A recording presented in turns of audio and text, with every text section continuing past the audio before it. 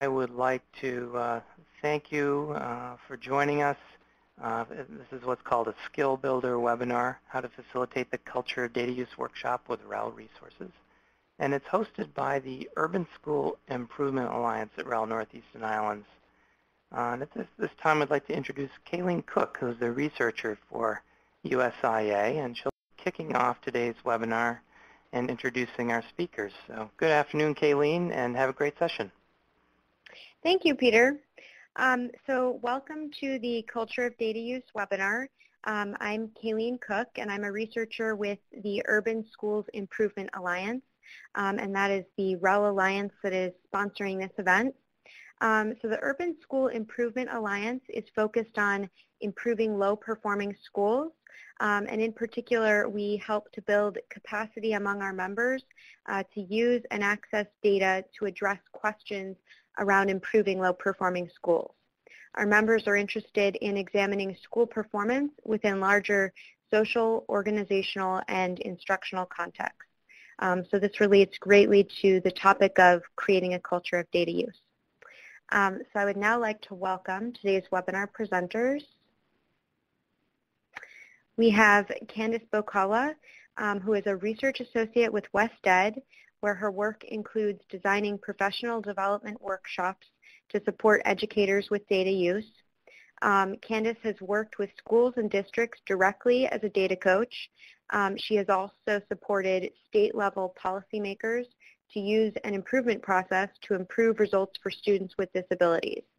Her other work includes studying the impact of educator evaluation systems and evaluating professional development. We also are joined by Nancy Gerzon, who is a senior program associate with WestEd. She works with superintendents, principals, coaches, and teacher leaders to analyze data to build internal capacity and to develop strategies for sustained improvement.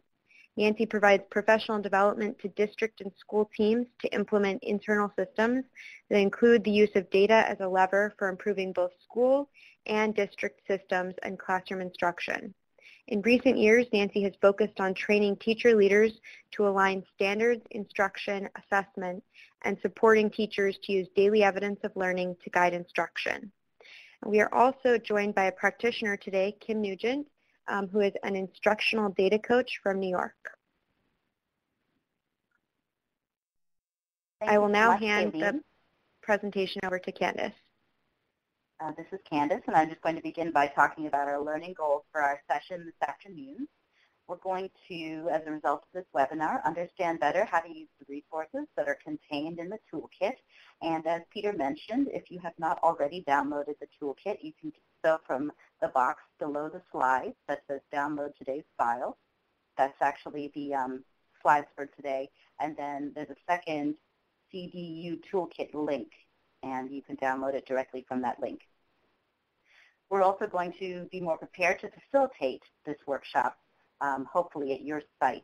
A key emphasis during our presentation today is we're not going to go through every element that's contained in the Culture of Data Use workshop step by step, but we are going to talk about it in terms of what a facilitator would need to know if he or she were organizing a professional development or professional learning experience for other people using this toolkit. We do encourage you to download the toolkit if you'd like to look at it in more detail. And then finally, we really want you to think about how you might revise these materials based on your context, based on your knowledge of the schools and districts that you work with, or other populations that you work with, because when we put together these materials, we always intend for those people in the field to understand how they would adapt them or tailor them to your own context. Here's how we're going to do that over the course of the next hour and 15 minutes or so. We're here in the welcome and overview. We will hear from a practitioner who has helped us to organize this workshop with some districts that she works with. We'll go through those elements of the toolkit, talk a little bit about why we designed a toolkit about culture and what culture means, and then present some facilitation tips.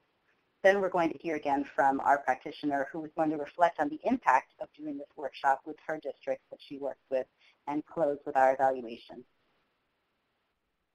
So I'd like to turn it over now to Kim Nugent, who will tell us a little bit more about her role and the experience of working with districts around this workshop.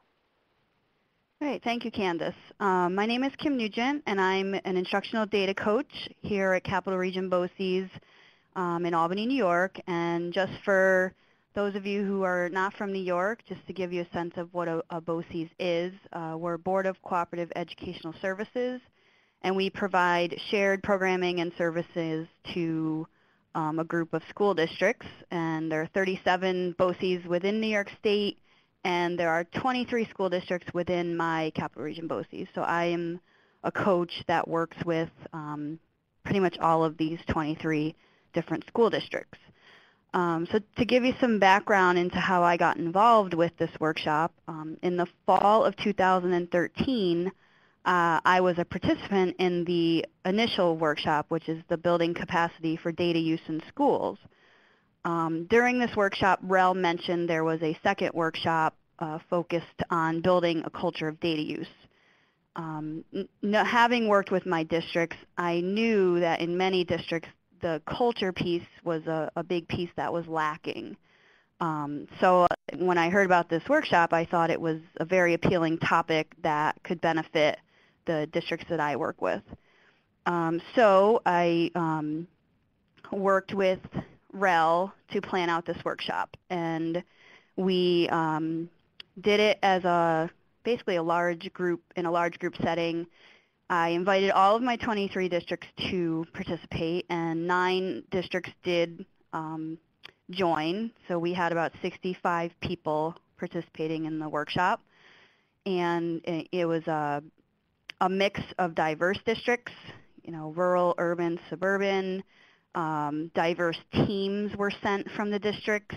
We had anywhere from a team of 1 to a team of about 11 or 12, you know, made up primarily of leaders, whether it was superintendents, assistant superintendents, principals, teacher leaders, with the goal of starting to look at the big picture and to develop consistent language and resources that could help the leadership start to think about how to use data to guide teacher practice. Each district was at a different point in their data use, so it was really great to get them all together hearing the same message. You know, I've learned that teachers and administrators sometimes don't always value data as an instructional tool. You know, for example, the state test might be viewed as more of an accountability measure and not a method or a measure of student achievement and teaching and how we can improve teaching and learning. So we wanted to get the groups together to have this conversation and give them the information they would need to bring back to their respective districts to start to build that culture.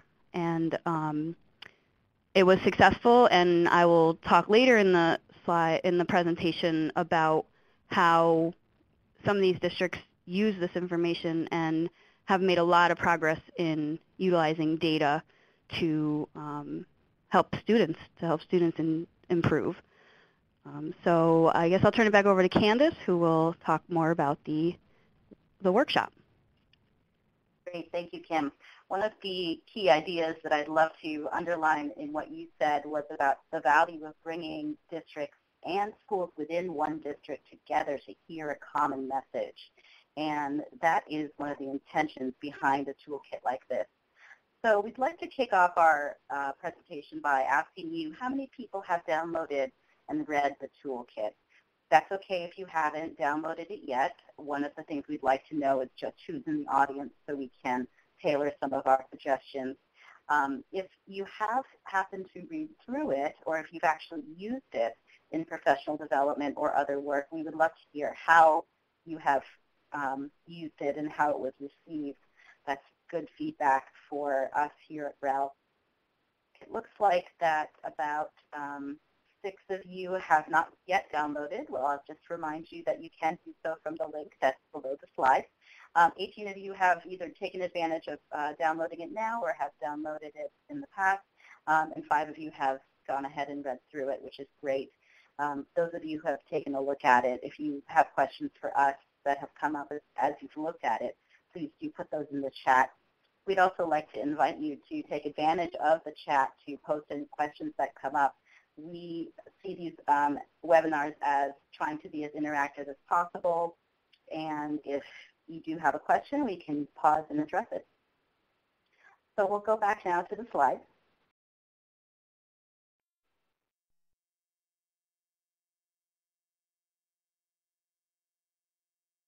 So the toolkit itself contains a few key materials.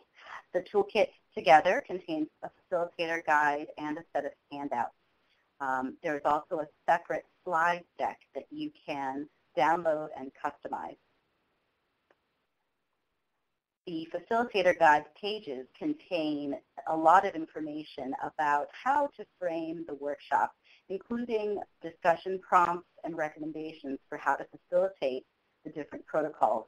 And those of us who've worked in professional development or coaching, those are always helpful because they really give you some insight into how participants are likely to respond and what a facilitator might do in order to get the best discussion possible. There's also a set of handouts, which again is useful because you don't have to recreate material. You can just download it and photocopy it or customize it to whatever you need.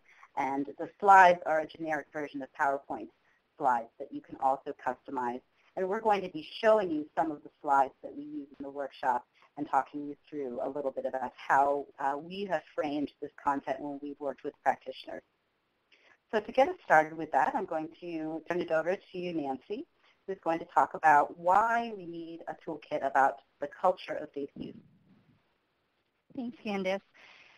So I actually have a proposal for you to think about putting something in the chat because this is kind of a funny question that we were asked as researchers to help people think about what is a culture of data use. And when we were first asked this question, we really weren't entirely sure what was meant by the term culture. And so when you think about a culture of data use, if you would take a moment just to put some ideas in the chat if you've thought about that and frame out what you think that means. Because what we found and what I'll talk about here and also try to refer to some of your thoughts is that people who were asking for this actually weren't quite sure what they were asking about, and we really had to do a lot of digging to understand that. So in this, I want to frame this out because when I think about facilitating this particular workshop, I think one of the most important things that you can have as a facilitator is an understanding of what we even meant when we thought about what culture is, the idea of what a data using culture is. Basically what people told us when we first asked them is what's happening in places that are pretty good at using data. In other words, that nobody's asking you to do it. It's not something that is still needing tons of professional learning, or we're still not focusing on it as an introductory process, but it's something that's just happening.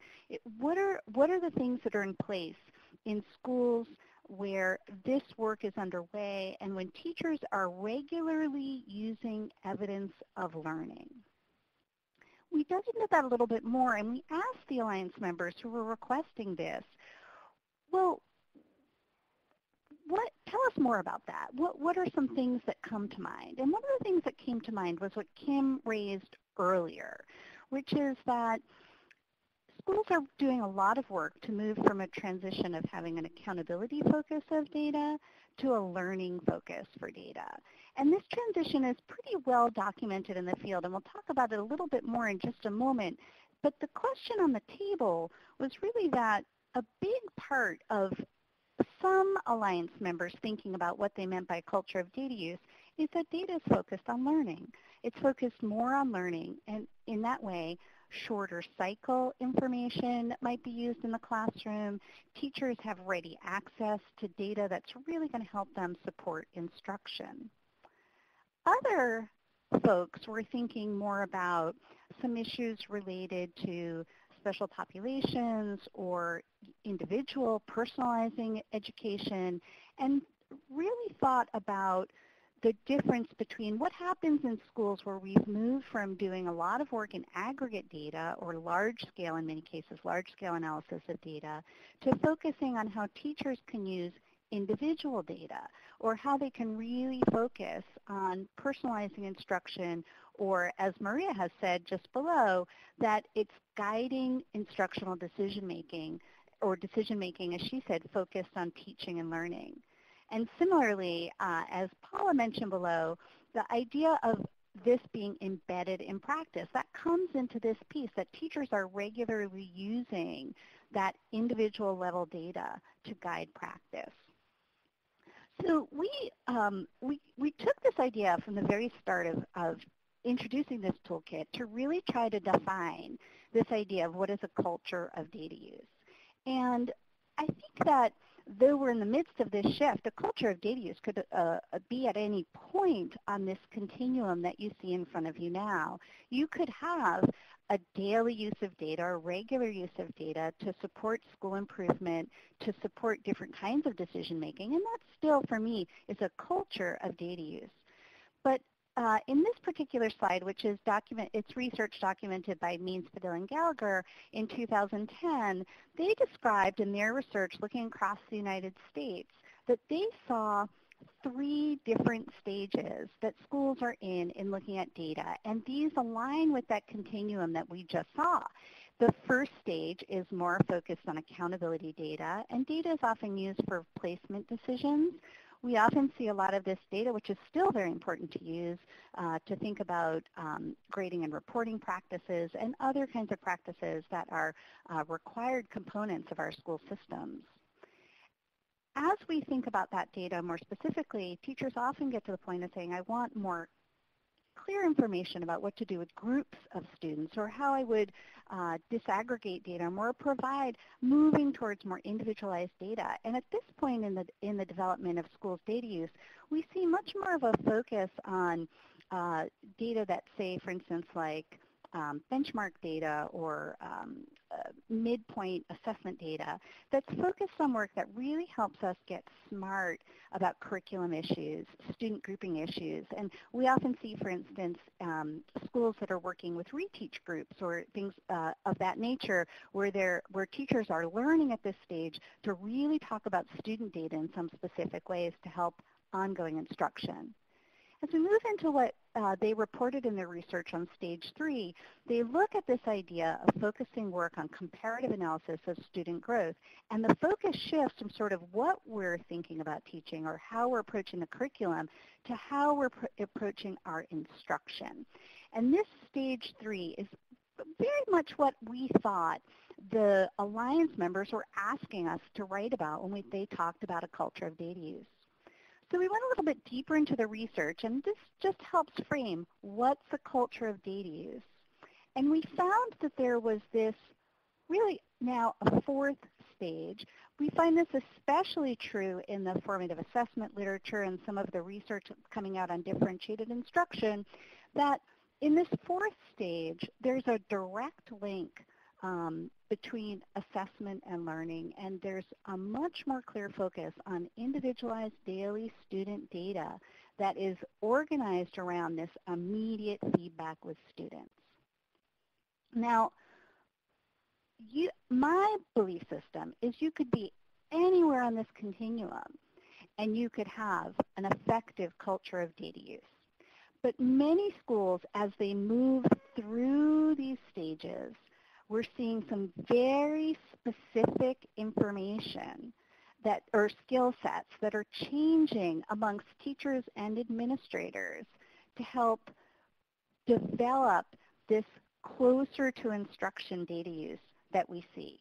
I personally believe, and this is not necessarily grounded in the research, but in my experience in working for many, many years with schools on data use issues, that these stages are natural periods of growth for schools. And it would be very difficult for a school to jump into stage 4 without having gone through those previous stages. So I think this is very important, and goes again to the points that we heard earlier about this idea of data being a habit of mind, a habit of practice, as Shane mentioned, and really embedded in everyday instruction, the way we do business when nobody's looking. So actually, just before I go there, I'm interested in hearing from the chat. We're not doing a poll with this because we thought it would be helpful for you to see these stages out there. If you'd be interested in putting some thoughts up about where you think your school or district, depending on who you're representing, might be with regards to those stages, knowing, for instance, most of the schools that I work with, I think, are somewhere about stage 2. I have a few that are stage 3 and 1 or 2 that are stage 4, and we've written about them in the Culture of Data Use Toolkit as examples of good practice. So I'm seeing Beth Waterman mention that her district is, she's thinking at stage 2. And I'll be curious to see what others might say if they enter that into the chat as to where theirs might be. So I'm going to pause here and also see if I'm seeing some chat in some places and some on others. So, and Helen, is that Helena Randall that's moving? It said stage 1, and again we see Marty Montel talking about stage 2 and Monique talking about stage 2. So there's a preponderance of folks talking about stage 1 and 2, which is very consistent with what Candace and I, and also Kim, we've talked about this, see when we're going to meet with schools and districts on this work. Excellent, and quite a few more stage 2s coming in as well. This is helpful for us to know in thinking about this, and I just want to say one more thing as we move along this piece. And Shane, thank you for mentioning stage 4. So we'll be interested in hearing some thoughts that you have about how this continuum may fit, and if you've gone through those various stages in your school or district. One of the things that we just hold on to when we're thinking about this is that many of the things that we wrote about in the Culture of Data Use Toolkit are focused on stage 3 and 4 schools. And the reason for that is that though all of these are important, the examples we wanted them to be in the toolkit, we wanted them to be more focused on the learning side than on the accountability side. And so organizing around the materials and resources in that way was very important for us. So going to pause here for a moment and recognize that several people sent in some questions in advance of the webinar, identifying some thoughts they had starting out or some questions they had. And this first question, what's the best way to facilitate a culture for data analysis, is something that really, I think, speaks to the full Culture of Data Use Toolkit and why it was written. The kinds of practices that need to be in place, which we're going to see in just a moment, involve a lot of different aspects of school practice. It's not just the meetings that teachers have. It's not just the leadership for this. It's not just the way that we disseminate data. But it involves really thinking about a number of different characteristics for everyone. And what we found as we looked at these practices in the research and began to develop the outline for the toolkit was the following. The culture in order to have an effective culture of data use wherever you are on that continuum, there are 5 elements that need to be fairly fully established and also established, none can be missing. So the first is participating in the flow of information for evidence use, which basically means that there's information getting out to teachers about student learning or school processes, whatever those things are that you're looking at. The second, as we go across, that there's resources and assistance given to teachers and administrators to make meaning from data. And those resources may be opportunities to meet. They may be data coaches. They may be systems like data walls, right, provide that kind of ongoing support, that there's ongoing evidence being offered. It may be that there are new schedules put in place to provide the time for teachers to meet, and that's critical. The third one going around here is providing professional development on data use knowledge and skills. This means that everybody is responsible for learning new approaches to using data in an ongoing way, and that professional development isn't just left for teachers to figure that out on their own, but gives people an opportunity to really learn together. Next, down at the very bottom, a fourth characteristic is that there is leadership that nurtures an ongoing focus on developing a culture of data use, and that leaders are supported and trained, and most importantly, held accountable for helping develop the skills of teachers, faculty, and other members of the community in using data. And finally, that there's clarity in an ongoing way around communicating professional expectations for data use, and that those expectations are held consistently across districts and schools, and everybody is held to those same standards, and that there's some accountability for those expectations. The Workshop Toolkit is structured around these 5 elements. And basically what it does is it provides a research lens to say, here are examples. Here's what the research says is important in each of these areas. And here are examples of practice.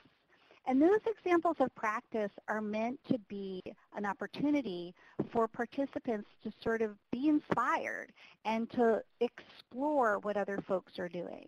Because one thing we know is absolutely true, that the development of a culture of data use looks different in different places, right? Different systems get put into place, different ways of approaching things, but that if these 5 elements are approached with care and attention, all 5 of them, you really see some dramatic improvement. And you can even think about, what happens when one of these is missing or 2 of these is missing.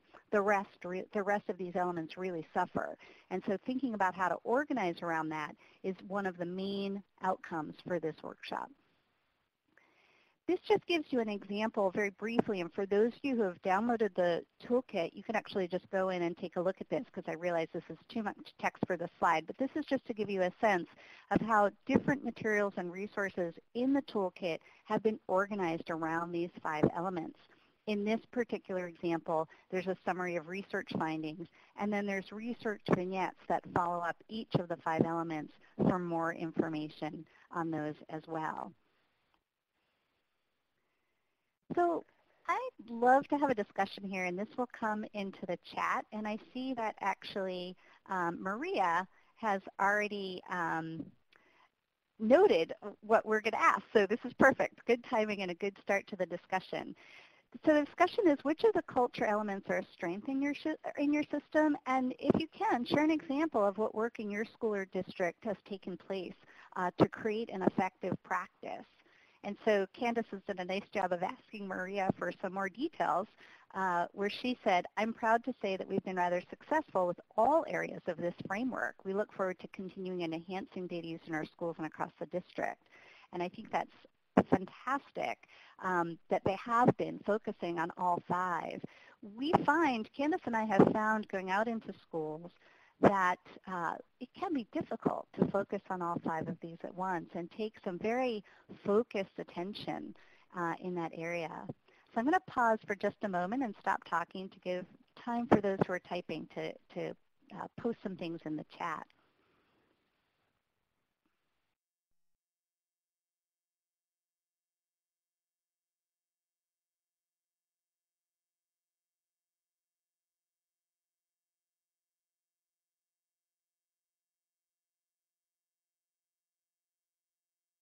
I'm going to go to something that Heather said earlier, and adding in this idea of that it's really important to have high levels of assessment literacy.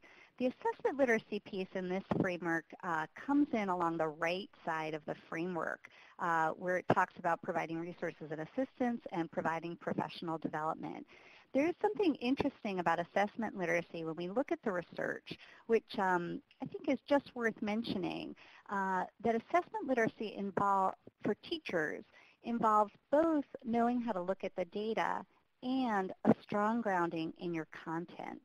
And so this idea of thinking about where that comes from, to say there's both a need to provide time and opportunity to meet for that, and to have possibly professional experts or data coaches or academic coaches working together to really bring that about. And I think that's a powerful point, that assessment literacy is a significant part of this.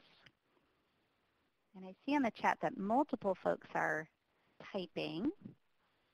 So looking forward to hearing some strengths that folks have in their system.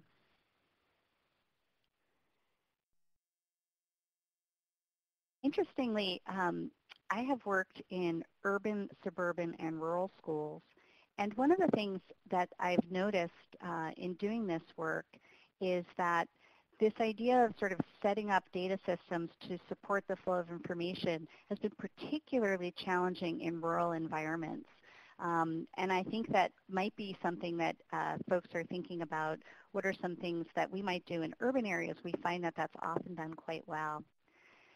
So Maria has said, we've provided professional development on data use over the years. Schools have data walls, data chats with all stakeholders. This has been a concerted effort to improve teaching and learning. I want to mention the idea of data walls, and thank you, Maria, for bringing this up. The framing of data walls as a concept in the framework really falls into a number of different categories, and for that purpose, it's a very effective way of both really getting information out that folks can use and see and be part of regularly, so that it becomes part of our conversation. It's public. It becomes part of how we do business, or public to teachers. But it also promotes very quick, short cycle conversations that we see in the on the right-hand side of the framework around providing resources and getting teachers to really talk about that. It really provides opportunities and structures for teachers to think about this quite differently. So thank you, Maria, for mentioning that.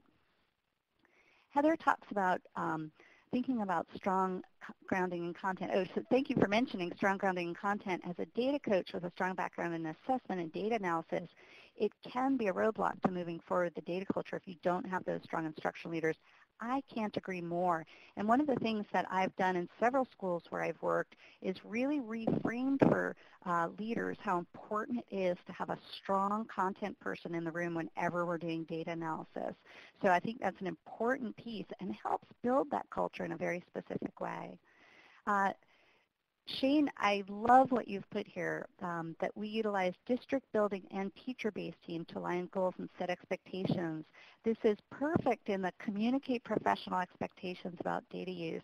And it does something else where it allows, as you've said, Shane, it allows the teacher teams to look at classroom data to identify specific information on student needs, but at the same time, you'll also have, if you're working with building and district teams, you'll also have those groups focusing on the right kind of data for their decision making. And I think that's fantastic. And thank you, Beth, in mentioning we are most successful in the areas of participating in the flow of information and providing resources, and it seems that and providing leadership. And I imagine those things are tightly linked for you. And again, mention data walls. So this gives you a sense, I think, of seeing this work play out. And that important piece that we want to just hold on to here is that this framing is very much kind of at the meta level for leaders in this particular toolkit. And as you can see from the kinds of conversations that we're having right now, it really focuses on those big elements that need to be in place with a little less detail on exactly what's inside of them, although that is available through the examples in the vignettes. So we're going to do a poll right now, and I'm going to ask that Jenny pull this up. And the poll is for you to think about, from what you know right now, many of you have just downloaded the toolkit and are just learning about this, but from what you know right now, how might you structure using this? And this will help us in the next segment of the workshop as we talk about some facilitation strategies and tips. I'll give you a moment to fill that out. And I see so far we see a combination of several days and webinar. Just mention a couple of thoughts. I'm delighted to see the several days in person and the webinars, which also could be multiple sessions.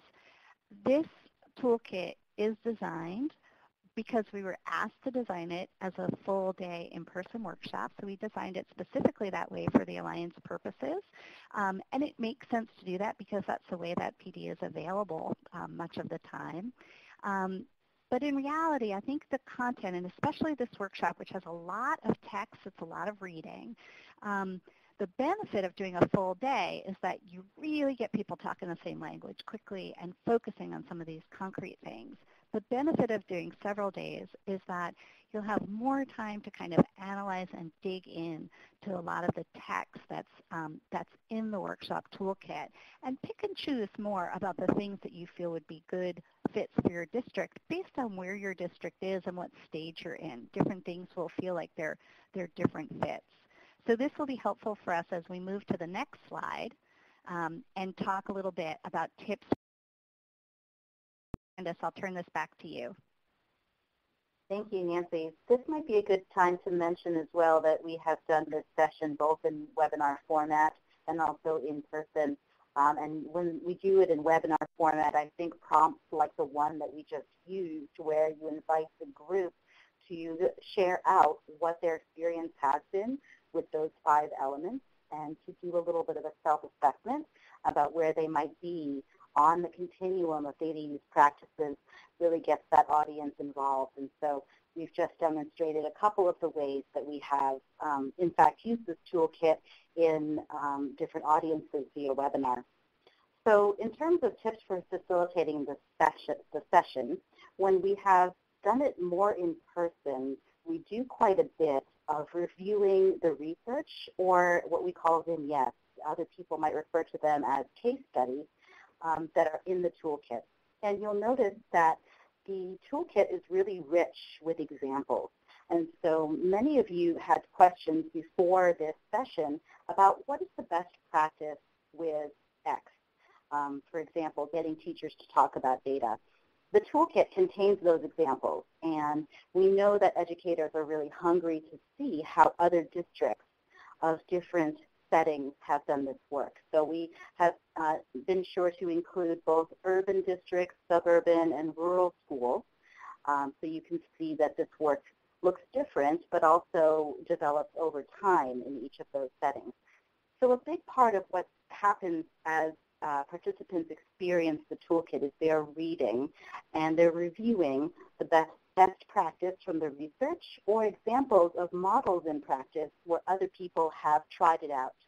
And then they're going to consider those implications for their own research or their own practice, and then apply what they've learned by either creating next steps or plans for when they go back to their schools or districts, and thinking about what is one part of that framework that they might want to focus on.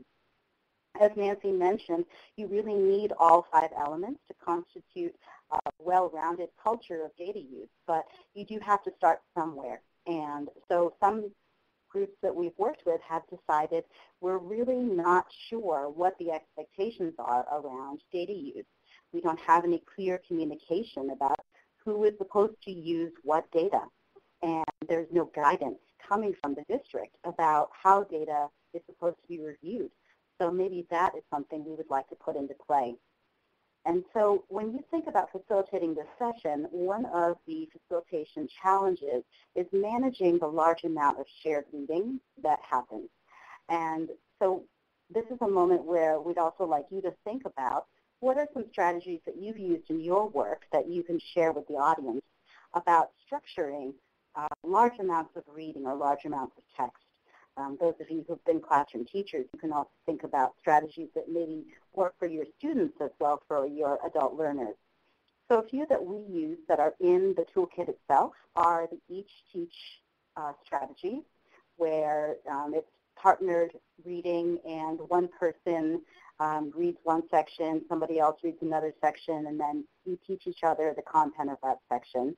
A similar method is the jigsaw, where you have multiple people, maybe a group of 4, each reading 4 different sections coming together in a group that's an expert group to discuss that one section, and then going back to a group where there's somebody who's read each part of the full reading. We've also done summarizing techniques like a key point review, where you write down the main ideas, and paragraph summaries, where you try to say what you think the main idea is, or the common takeaways in about a paragraph. So those are some of the strategies that we have used, but we realize that making meaning of text can be challenging. So I wonder from you, if you could put in the chat, if you have any favorite strategies for working with adult learners when it comes to making meaning of text. So while you're thinking about that, and if you're adding into the chat, I'll just mention one more strategy that I really like. It's the Save the Last Word protocol. Those of you who have used this protocol, you can find it easily online. It's pretty commonly available, but the idea is somebody will read a section of text, and then in a group you can say what section of text you chose, but then everybody else in the group has a reaction to that section of text, and then the person who introduced that section gets to speak last and say why they chose to share it and what it meant for them. So you kind of save the last word for that person. So that's an additional protocol that's not in the toolkit, but that I like and that I've used before.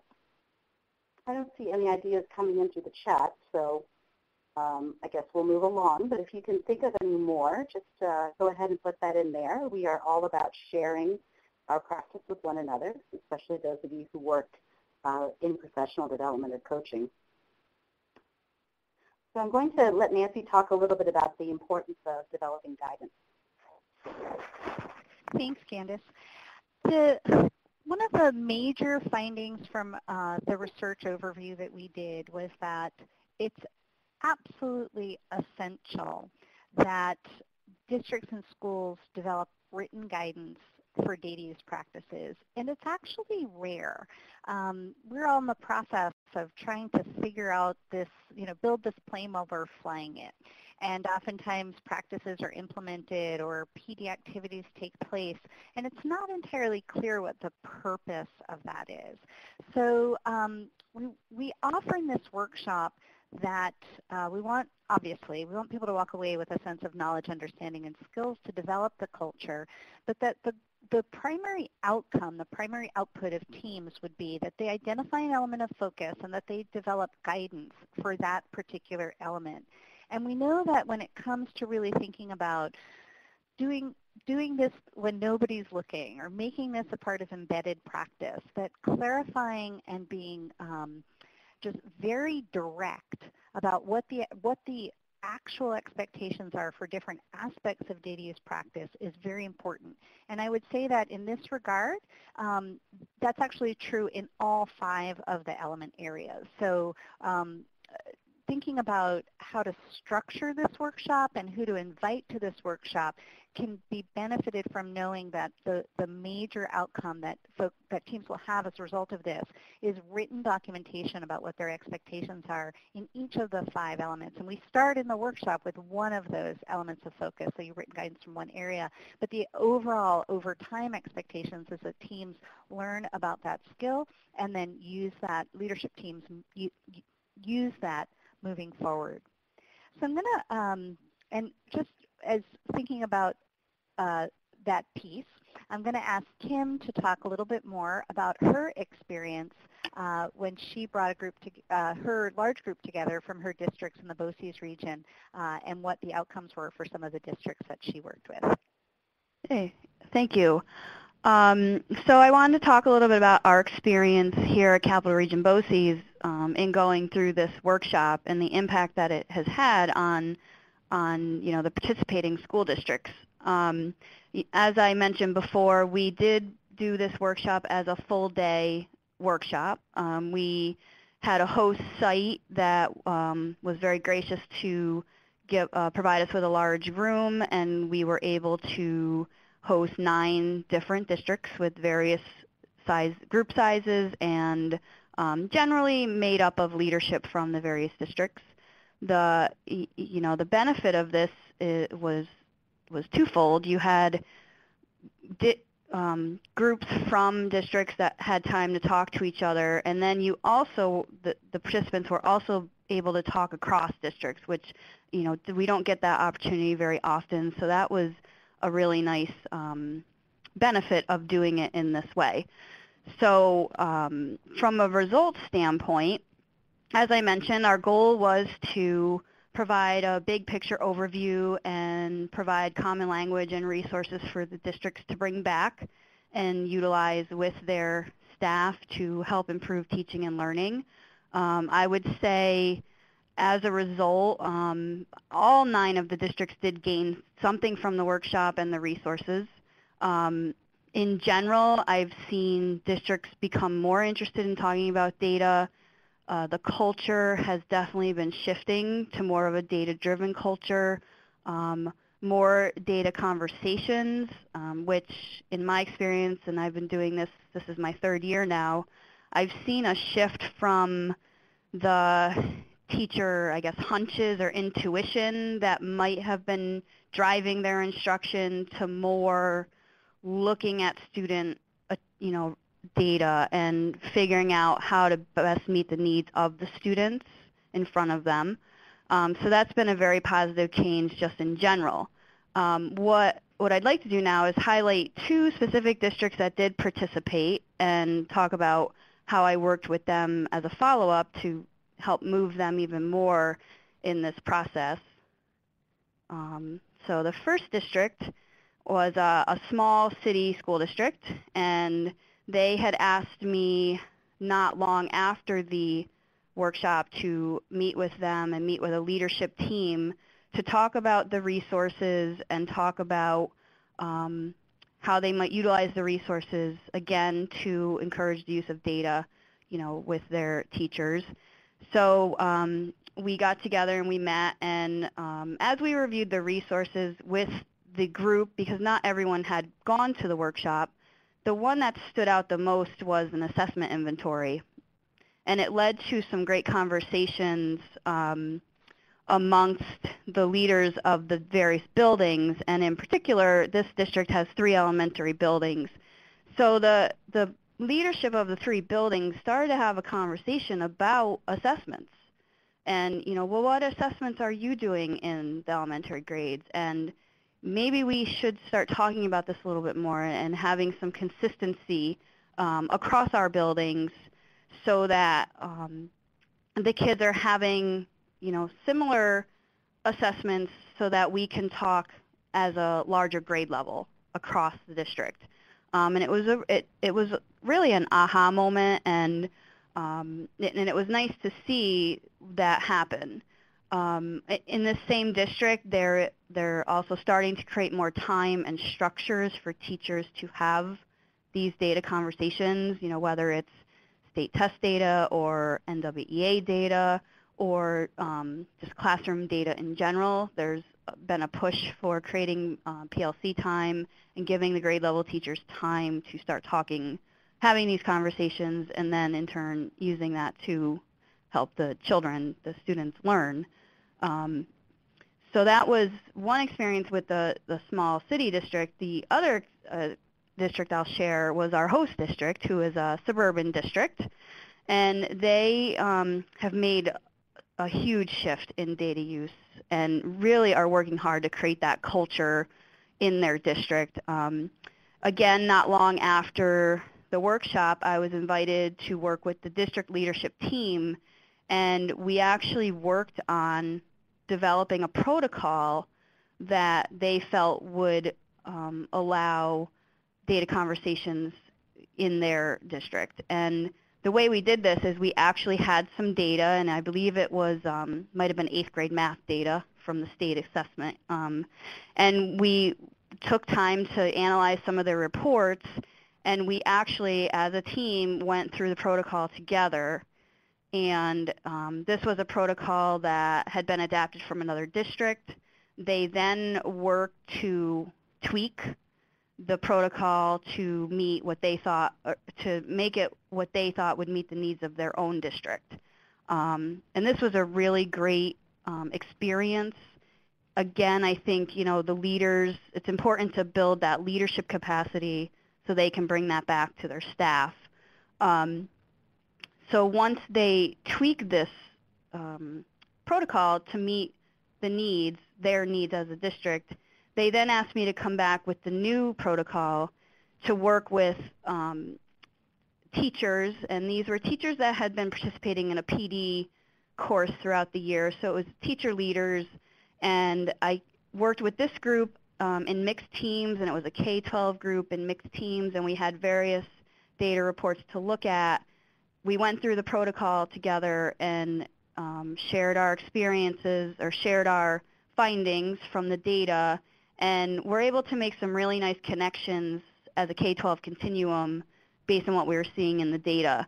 So again, it was a great experience for that group, who could then take this protocol back to the teachers that they work with. And this district has really been running with this, and they're currently working on developing common assessments to continue to facilitate these conversations, and continue to build that culture that values data.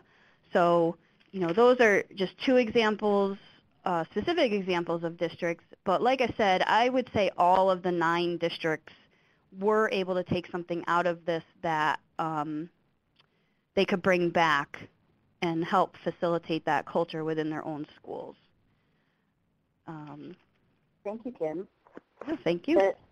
There are, several factors, obviously, that come into play when, you see change in practice at the district level. And, what we're hoping is that by starting out with presenting that framework of the culture elements, the districts have a chance to have a conversation about what are we doing, and are we consistent, and do we have all 5 elements addressed? Are we missing one element? Are we strong in one element, and maybe we could use some support in another element? So the value of having that framework is really to get people to start these conversations based in what we know from research and from examples of real schools. I'll also mention that another common takeaway that we find is people really do love those examples.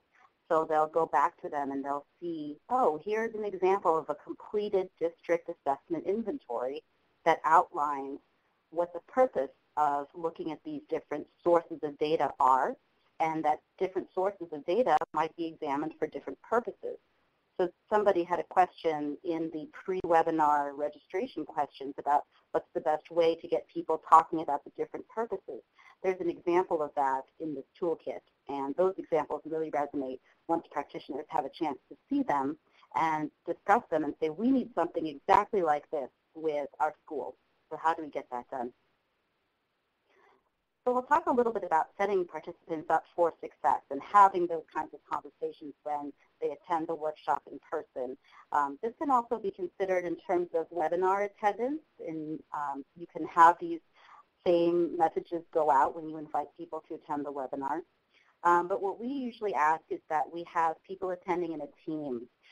Team conversations in this case are really valuable. As we know from professional development literature, individual learning can go a long way, but team learning and collaborative learning really allows educators to share ideas and make sense of new information.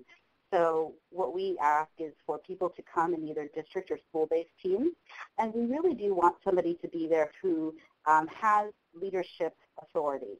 So ideally it contains an administrator, somebody who works with data regularly, and other instructional leaders, as well as classroom teachers who can make those connections to their day-to-day work and the content. But because so much of the workshop is really focused on creating structures and routines that have to be implemented across a school or a district, it does help to have somebody who has some decision-making authority be on that team so they can identify what the next steps might be. Another suggestion that we have, which is true for, I think, any good professional development, is to make sure that the group leaves with some idea of what their key takeaways are and how they're going to incorporate what they have learned into their next steps. So we often conclude with a reflective activity where we have them synthesize their learning and then write down 2 or 3 next steps that we ask them to share with a neighbor or with their team about what they're going to do. Maybe that team that decided that they don't have a assessment inventory that shows the purpose of all the data that they collect. Maybe they've decided they want to get together at their next district meeting and create that together. That's a perfect example of a way to take something they have learned from the workshop into their setting. Then we also remind people that these materials are publicly available and able for download at any time. And we really encourage people to share them, to use them, and that's why they were created. So now we're actually going to move into a little bit of Q&A with the folks in the audience, and we'll go back and answer any questions that we didn't have a chance to answer before. So we have Nancy, myself, and Kim who are able to answer any of the questions that have come up for you or might have come up for you as you are doing this work. So go ahead and put some questions into the chat.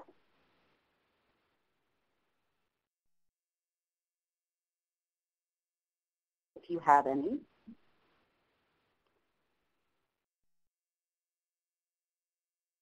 If you are skimming through the toolkit, the assessment inventory that I mentioned is on page H50 and page H51, and I'll go ahead and put that into the chat as well.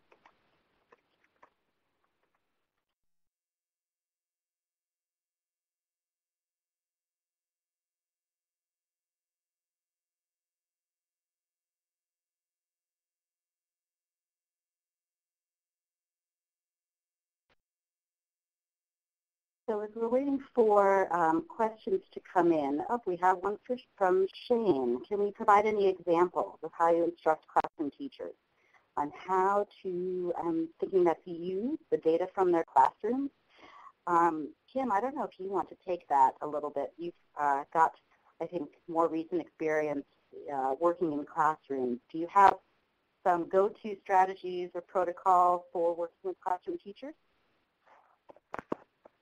Well, I think you hit it on the head earlier. It's important to have a content specialist that can, if available, that can help, because as a data coach, I can walk teachers through the data, and I can help guide them into what maybe strengths and weaknesses might be. But when you can team up with a content specialist, I feel like that really can help move teachers in the right direction. I think the other piece with classroom data is that sometimes teachers, in my experience at least, they hear the word data and they automatically think, you know, sheets with numbers, and you know, that's not always the case. Maybe it's, you know, they're making note of what they're observing, you know, with student responses, or maybe they're collecting exit tickets.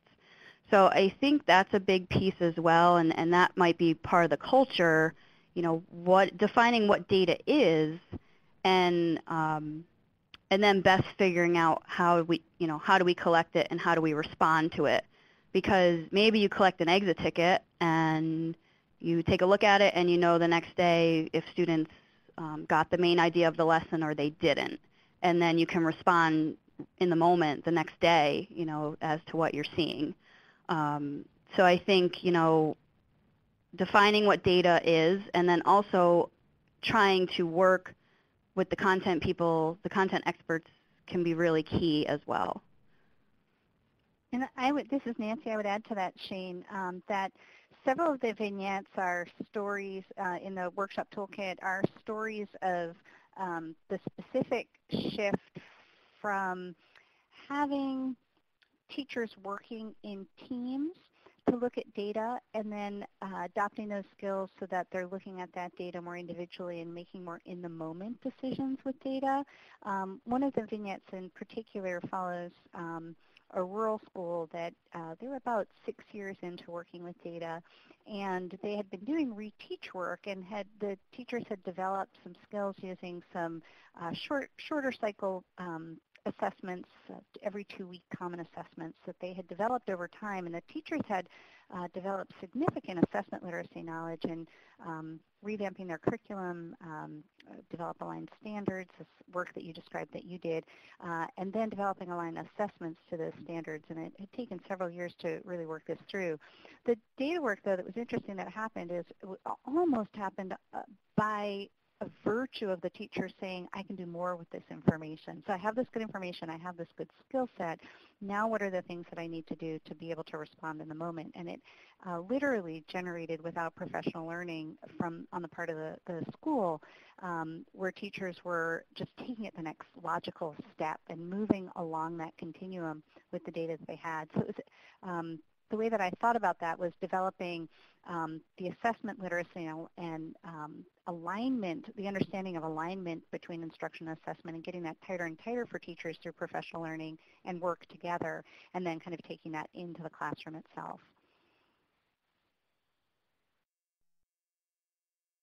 I think, Candace, you are... Yes, there's a question actually about working as an external partner, and it seems like Justin works with literacy, and it sounds like they bring a content area background, but they haven't yet bridged over into working with those groups around assessment. And I think actually the assessment inventory type activity that I mentioned might be a good place to start. Asking your teachers that you work with, what kinds of data do you collect in order to see the results of the literacy work that you're doing? Is this data gotten from curriculum-based measures? Is it gotten from interim assessments? Is it teachers' anecdotal data? Is it homework and classwork or student work? What is all the data that they collect around those literacy practices that you're coaching, and then begin to build in a routine for examining that data.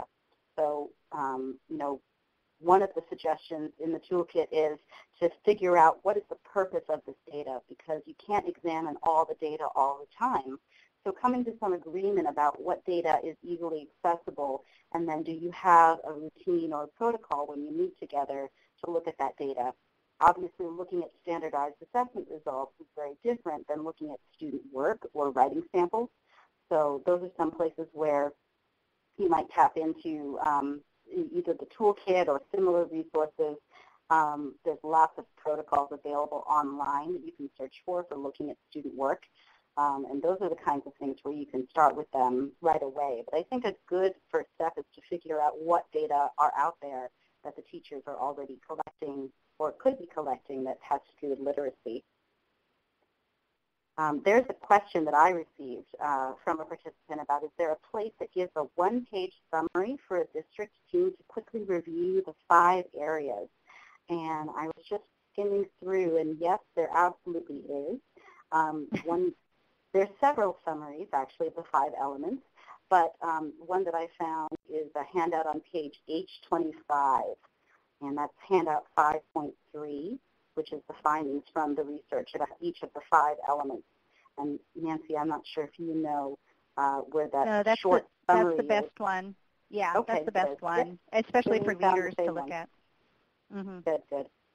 So one of the ideas is that we look at each of these elements very deeply, and you'll see each element represented in multiple ways.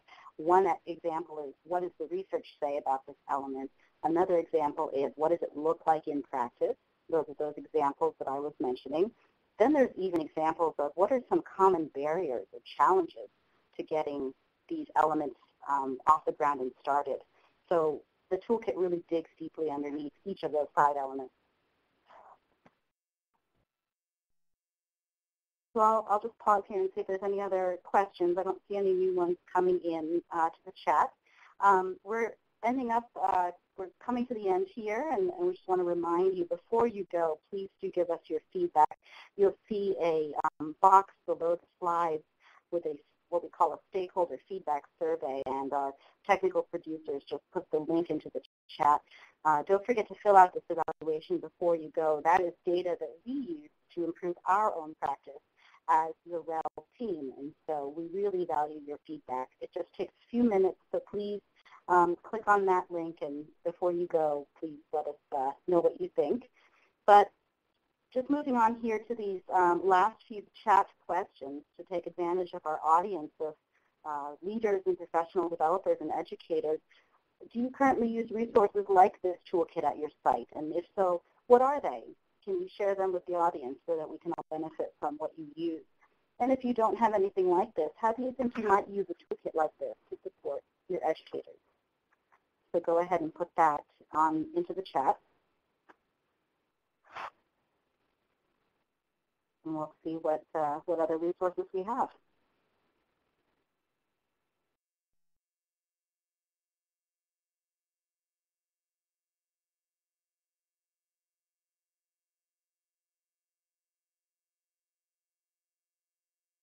Seems like people are thinking, or they don't have anything quite like this. I think one of the points that Nancy mentioned earlier is the need for this toolkit came about because people used to say the word culture, but there really wasn't a definition of what that meant, or when we say we need a culture for data use, there was no definition for what that looked like, and so that's why this was created. So I think this toolkit is unique in that respect. There may not be anything quite like it. Nancy or Kim, do you have any other related resources or anything that you've used in your practice that you would suggest? No, but we would love to have people keep in touch with us. And I thank you, Shane, for writing in the chat. I've been looking for this for a while. Let us know how it goes for you. And I say that to Shane and then to others of you who are looking into using the Workshop Toolkit.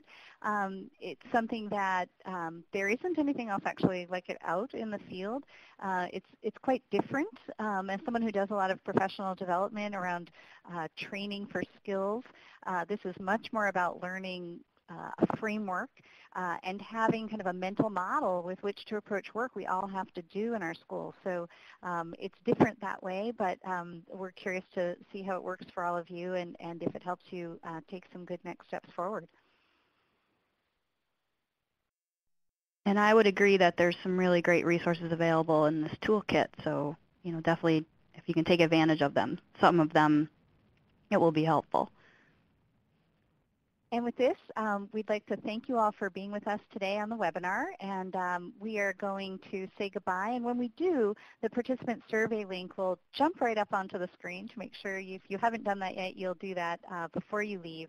But thank you very much, and we look forward to hearing of your progress. Our emails are on the slide deck so that when you, I think we're on the slide deck at the very end, so that you can reach out to us if you have questions or are working on doing this. And thank you very much to Kim Nugent also for joining us today and giving her voice as a practitioner. I know it's really helpful to hear the real stories from the field alongside the research. So thanks all. Yes, and thank you all for joining. Thank you, Nancy, Candace, and Kim. On behalf of REL Northeast Islands, thanks everyone for joining us today. In 2 or 3 weeks, you will receive a thank you email with a link to the webinar archive and the slides. And we appreciate your completing the feedback survey. Have a great evening. Bye-bye.